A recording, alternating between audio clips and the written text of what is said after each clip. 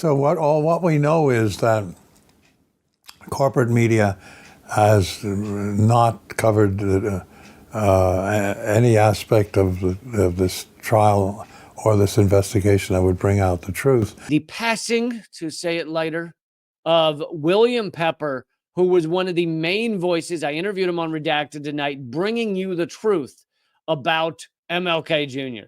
And for those of you who don't know, or just coming to this, I won't give all the details, but the only trial ever held into the death of M.L.K. Jr., Martin Luther King, was in 1999, and it found that he was not killed by James Earl Ray.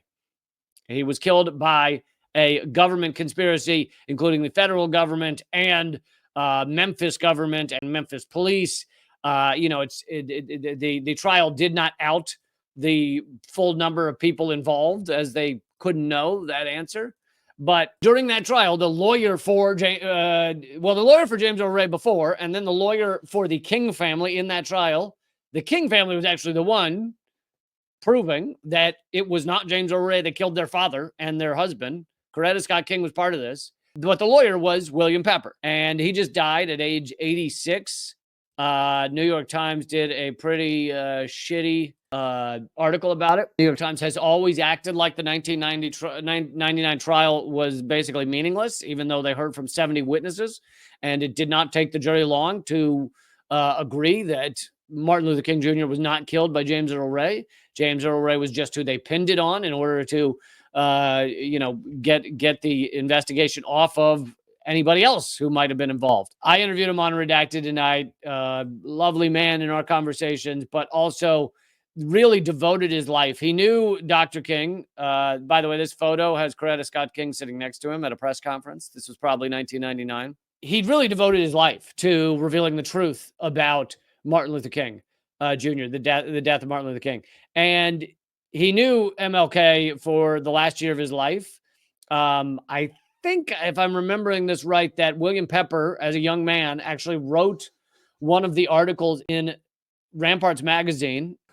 Well, I was a journalist in Vietnam, and I did an article for Ramparts magazine, which was a progressive magazine that was pivotal in getting MLK to come out against the Vietnam War. MLK said that when he read that article about those being murdered in Vietnam, it really changed his view of things. Now, I don't know that MLK ever really supported the Vietnam War, but he didn't think it was something he needed to come out against until he read a few articles, and I think one of them was actually written by William Pepper. So then MLK Jr. is assassinated. William Pepper goes into figuring out the truth.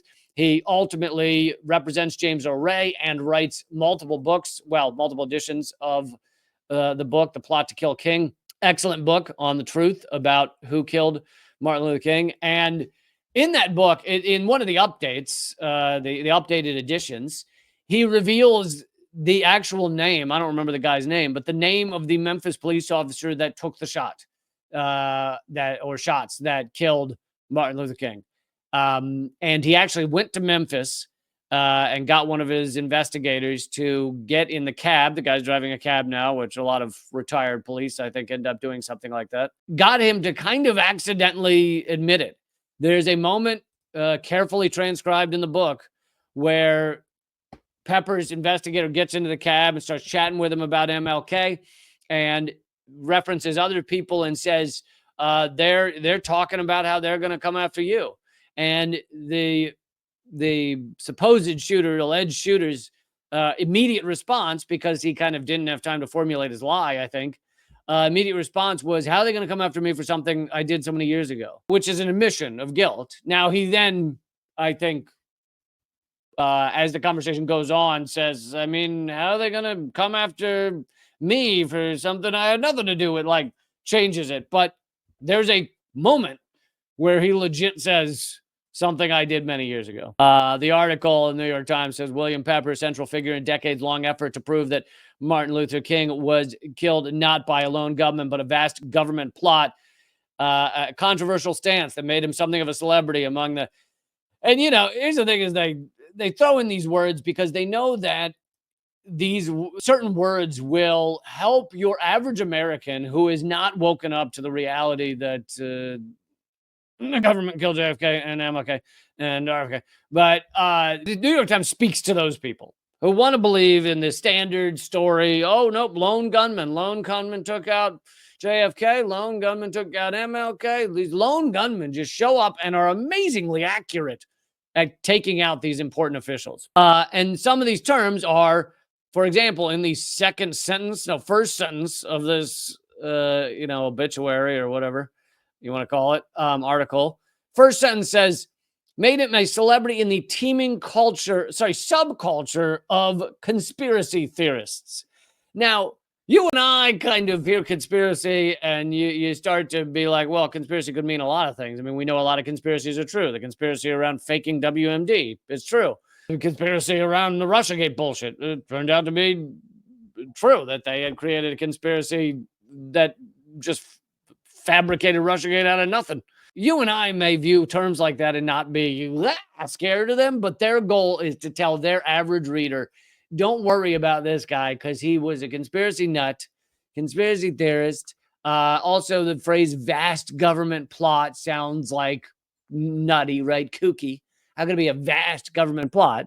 So, and then they state with certainty, James Earl Ray shot and killed Dr. King on April 4th, 1968. No, he did not.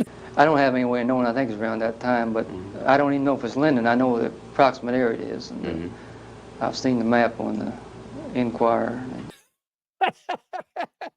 Well, the New York Times wants you to know. Anytime the New York Times wants you to know something like that with that much certitude, you can know they're up to some shit.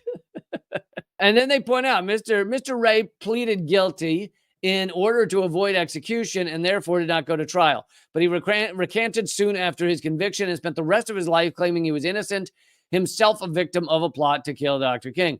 And that is true.